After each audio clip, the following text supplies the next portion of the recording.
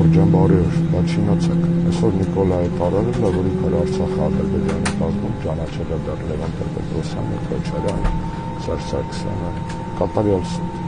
այն որ Նիկոլոսը վկայում է Եվրոպական միության արտաքին գործերի նախկին անձնակատար Ժոզեֆ Բորելով 2023 թվականի հունիսի 13-ին Եվրոպական պարլամենտի ամբիոնից հայտարարեց, որ Նիկոլ Փաշինյանը